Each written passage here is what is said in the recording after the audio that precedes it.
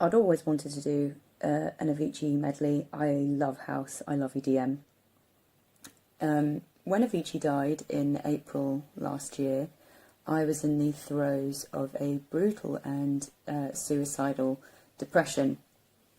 And I found, as I'm sure many other people did, that in the wake of Avicii's suicide, the lyrics to his songs, which are known for being uplifting party anthems, the lyrics took on a second mantle.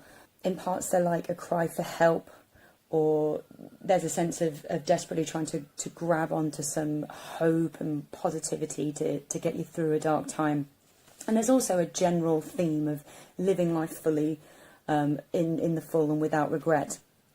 So the abridged version of my mental health rap sheet goes something like this: from infancy until now, on and off, on repeat, living with a generalised sense of melancholy ticking over in the background, all the way through to life-threatening, chronic, long-term clinical depression, dysphoria, with a couple of bouts of psychosis and mania thrown in for good measure. What I have learned after multiple breakdowns, for want of a better word, sporadic prescriptions, and seeing no less than 19 or 20 mental health professionals, including GPs, psychologists, psychiatrists, counsellors, therapists and mental health nurses, and being talked down off the proverbial ledge, as in the ledge to end all ledges, twice, I can report that the reason that I'm still here is because of the love and care and thoughtfulness and patience of my friends and my family. Last year, the system absolutely failed me, but my friends and family came through in a way that I never could have predicted. Even though I was past the point of being able to ask for help, they saw that that's what I needed and swooped in to help me, and I just had to let them, even though what I actually felt like doing was just releasing these good people of the burden of me. By June 2018, I had more or less been forcibly evacuated from my life in London for my own safety, where I had become a catatonic pile of unwashed, unfed despair and hopelessness disguised in a human costume. Unbeknownst to me, there was an entire network of friends and family in constant contact with each other, checking in with each other, turning up with groceries, putting food in my face, and on a couple of occasions running a bath that they absolutely insist I get into. But the evacuation was orchestrated, and I went to stay with my mum in the country in France. And I realised I'm in an incredibly privileged and fortunate position there, because not everybody has a parent or a friend or guardian who is able to accommodate them every time they lose their marbles or those marbles go blue. So while I was out there, isolated from, everything really, I had a lot of time to myself. And over the coming weeks, as my functions returned, I began to work on the Avicii medley, which now felt particularly poignant.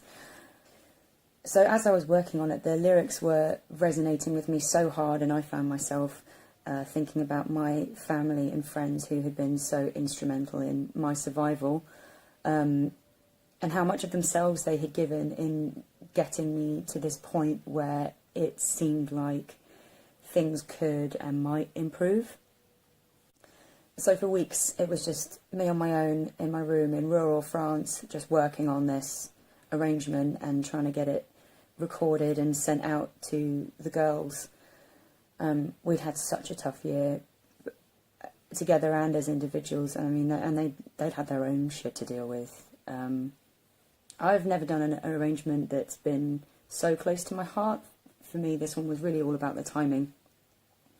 Having this to work on as something to occupy me, but also to feel like I was doing something, anything, but wanting to do a good job, to do justice to Avicii's work, but also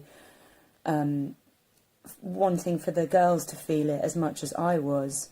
It was more than just listening to music to pull me through a difficult time. I think that the very action of of playing it and singing it and recording it and sort of getting completely enveloped within the song was very much a kinesthetic and synesthetic healing through music for me.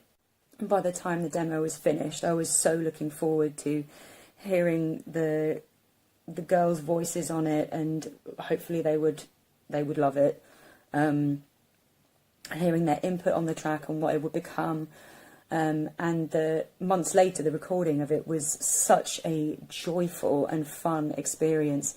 While I wasn't out of the blues woods yet, I distinctly remember laughing until I cried on a couple of occasions during the recording.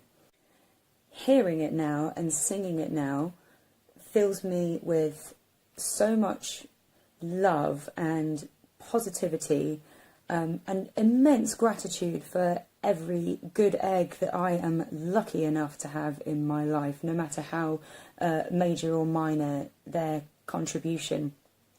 And it's amazing to me that we've created something so joyful that is like a celebration of life and a celebration of relationships, out of a period that was so very dark and full of melancholy. It really does feel like this is where it all started to turn around, and I really hope that that's what it always inspires in us, in the singing and performing, and for other people actually, that with that love and kindness and compassion and patience and solidarity, you can turn it round. Hope you like it.